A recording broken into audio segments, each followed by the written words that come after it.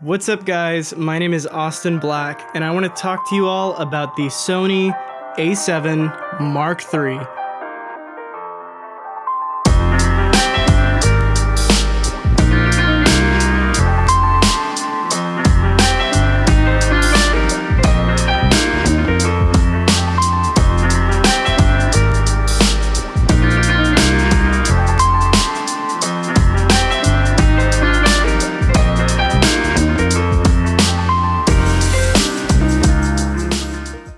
I got this thing really early. I pre-ordered it the day it came out and I had it expedited shipping. I got it just right when it came out. I had a very early experience with it, but I wanted to take my time with the review. I've used it a lot. I've shot a wedding with it. I've shot so much of my personal content with it. So I think I kind of have a really good feel for what I think of this camera. And you probably know this is an amazing camera and this is probably the best hybrid camera for the money. This thing is only $2,000 and you are getting an amazing camera for that price. Let's take a look at what Sony's changed with this camera physically, because those are some of the big improvements. So looking at the Sony A7 Mark III, we immediately see the bigger battery, which is great for shooting for longer periods of time. It also has dual SD card slots, which was a big feature for me. It doesn't have a flip screen, but that's not something I really care about, even though I do shoot vlogs. It's just not something I really use too much.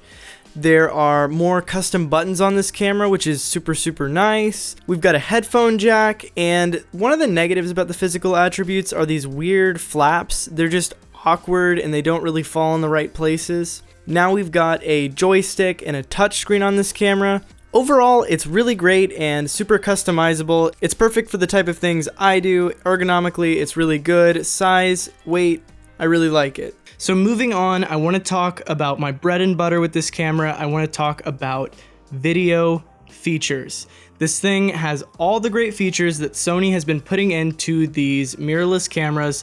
You've got your normal fare of focus peaking, zebras, clear image zoom, all the stuff you'd expect is there, but there are some changes that I think really improve this camera from the A7 Mark II, namely 4K video.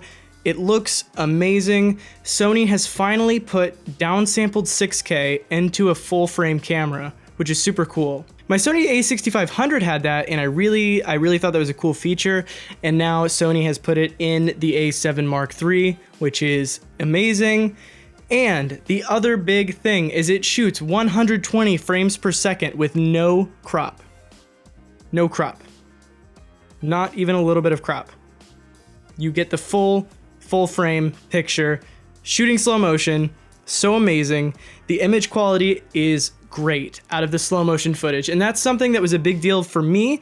Coming from the A6500, there was it might have been like a 2x crop when you're shooting 120 frames per second, and I would be sacrificing a significant amount of image quality to do that. With this camera, it really doesn't feel like a concession. I could shoot all day shooting 120 frames per second and be super happy with the image quality. Another thing about this camera that is so amazing is the autofocus. This thing has great autofocus. I mean, I think it really might be best in class autofocus for what it does. Sony has really great face detection. You also have lock-on AF, which I use a lot when I'm on a gimbal. You can just tap the screen. By the way, we got the new touchscreen. I mentioned it earlier. Pretty cool. You can just tap the screen on your subject, and the Sony A7 III will track it across the frame. Even if the subject goes out of frame and comes back into frame, it will still track that subject, keep it in focus. So between those features, the camera autofocuses better than I could ever manual focus. So it's something that's really important to me, and it's something that I'm going to be using a lot with this camera. Let's talk about overheating. Sony became kind of notorious for overheating, and I'm happy to report that this camera has a minimal amount of overheating.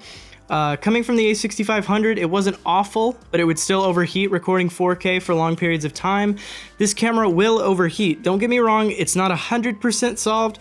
I've had this camera overheat about It was about an hour of consecutive shooting before it overheated. So consecutively recording 4K video for over an hour, I got it to overheat. That, in my books, is a big win for Sony. I think that it's a huge improvement from their other cameras. Speaking of huge improvements, I mentioned the bigger battery, but this is really a game changer for video for me.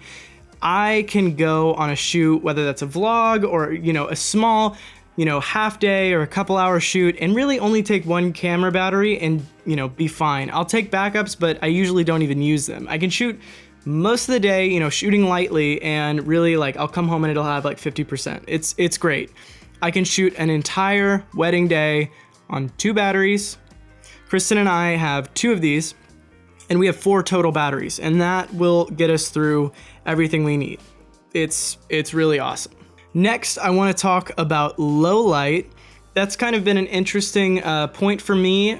I looked at the A7S Mark II for a long time, and I ultimately went with the A6500, and my low light performance was solid, but not incredible. That thing topped out at about between 3200 and 6400. It would usually top out. This thing is about a stop better. It's about twice as good as the A6500. I think that you could safely go to around 6400, 8000 and still get a really clean image. If you need to push it to something like 12,000, it could still be usable in the right context. I'm super happy with the low light performance. I really wouldn't call it even a concession over the A7S Mark II. This camera just blows the A7S Mark II away in just about every way. The low light isn't really even that big of a difference, so the A7S Mark II is kind of almost just an irrelevant camera at this point. It was just really great too for me to get that full frame look. Everything is a little bit wider, a little bit more detailed. You can get lots more bokeh. So for example, my 85mm f1.8 on the A6500 produced some beautiful bokeh, but it's more like a very long lens with the APS-C crop. But now an 85mm is just a bokeh monster with this camera. I mean, I have this 35mm f1.2 Cine lens is just a bokeh monster with this camera.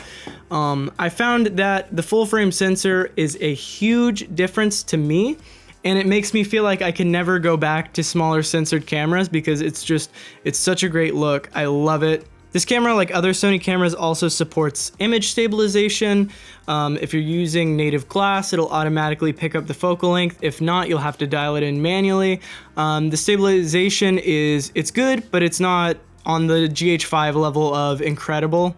It doesn't really, replace your tripod or anything like that, but it's definitely solid when you're doing something like a vlog and you're just running around. I end up not really taking my gimbal out too much because with the 16-35, I can usually get enough motion when we're vlogging. When we're doing a wedding film, I'll take the gimbal out, and it's really great to use for that. But the stabilization is good. It's nothing to really write home about. It's not a key selling point for this camera, but it's really nice. I love to stack it with stabilization in the lens, and then I think that's when you get your best results.